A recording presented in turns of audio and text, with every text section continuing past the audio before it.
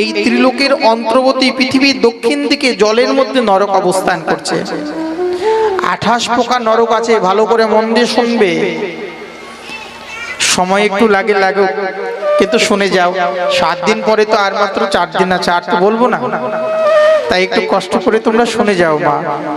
হরি কথা দুর্লভ, সব জায়গায় পাওয়া যায় না, অর্থ দ্বারা ভগবানকে পাওয়া যায় না। তাই বলেন কি, অর্থ তাম্রিশ্র রৌরব মহারৌরব কুম্ভিপাক কালসূত্র অশীপত্রবন কৃমি ভজন, এইভাবে 28 প্রকার নরক আছে। এই নরকের মধ্যে বললেন তাম্রিশ্র নরক, যারা পরের ধন লুটপাট করে খায় তাদেরকে ভগবান মেরে দেয়। অর্ধতাম্রিশ্র, যারা প্রতারিত করে অন্যের স্ত্রীকে নিয়ে যায়, ভগবান তাকেও কি করে নরক ভোগ করিয়ে থাকে। আর কি রৌর, নিজের ধন সম্পদ স্ত্রীর স্বার্থে অন্যের সঙ্গে কলহ যারা করে, তাদের রৌরব নরক নিয়ে গিয়ে বড় বড় কৃমি দ্বারা ভক্ষণ করায়। আরে শুনতে চাও? আরে বলছি কি, মহারৌরব, যারা শুধু নিজেদের এই দেহ লালন পালনের জন্য পরের সাথে ঝগড়া করে, লড়াই করে, তাদের কি করে, এবং সেখানে মাংসলোভী রুরুগণ দিয়ে তাদের শরীর থেকে মাংস কামড়ে কামড়ে খেয়ে খেয়ে তাদেরকে একেবারে কষ্ট দেয়। কুম্ভিপাক নরক, এই নরকে কাদেরকে পাঠানো হয়? শুনে রাখো মায়েরা, কাজে দেবে। যারা প্রাণী হত্যা করে, জীব হত্যা করে, যারা মাংস ভক্ষণ করে, মৎস্য ভক্ষণ করে, তাদেরকে এই নরকে ভোগ করতে হয়। কত বছর?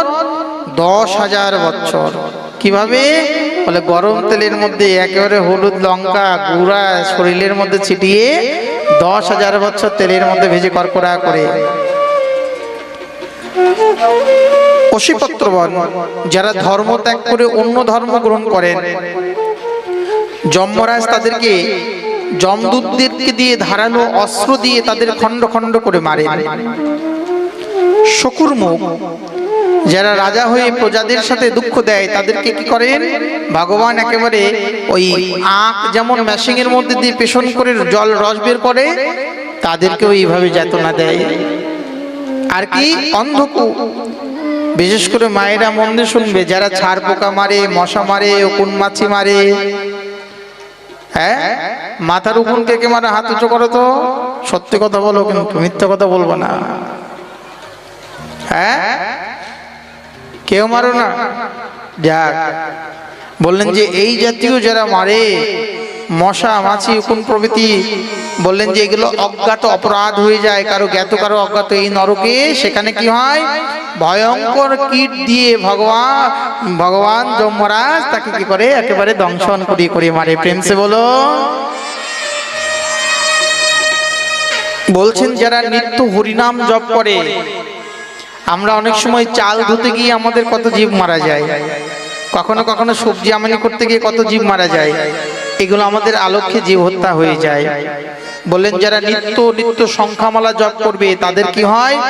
অজ্ঞাত অপরাধ, যে অপরাধগুলো তারা না জেনেও করে, সেই অপরাধ খণ্ডন হয়ে যায়। এইভাবে 28 প্রকার নরকের বর্ণনা করলেন। এরপর বলেন মহারাজ, এই সকল নরক থেকে উদ্ধার পেতে গেলে একমাত্র উপায় কি? বললেন যে ভগবানের নাম। প্রায়শ্চিত্ত করবার উপায় কি? বললেন জ্ঞানের দ্বারা নয়, কর্মের দ্বারা নয়, একমাত্র ভক্তির দ্বারাই। যারা ভগবানের নাম জপ করবে তাদের এই প্রায়শ্চিত্ত হবে। বলে কার হয়েছিল নাম জপ করে? বললেন যে হয়েছে। মায়েরা একটু ধ্যান দিয়ে বসো, আমরা আর বেশি সময় নেব না। বললেন যে হরিনামের এমন মহিমা, ভগবানের নামের এমন মহিমা, কিছু যদি না করেন আপনারা, কিন্তু এই 16 নাম 32 অক্ষর, হরে কৃষ্ণ কৃষ্ণ কৃষ্ণ হরে হরে, হরে রাম রাম রাম হরে হরে, এই নাম যদি নিত্য কেউ জপ করে, তাহলে নিত্য নিত্য কি হবে? তার পূর্বজন্ম, পরজন্ম, বর্তমান, ভূত, ভবিষ্যতে যত অপরাধ আছে, সেই অপরাধ খণ্ডন হয়ে তার কি হবে? কৃষ্ণ প্রাপ্তি হবে। তাই বললেন এই নাম কেউ যদি নিয়ে থাকে, রাস্তার উপর যদি লেখা আছে আর সেই রাস্তার উপর থেকে ওই দেওয়ালে পড়া নামও যদি কেউ উচ্চারণ করে, এই নামের দ্বারা কি হবে? তিনি ভগবান প্রাপ্তি হবে। প্রেম সে হলো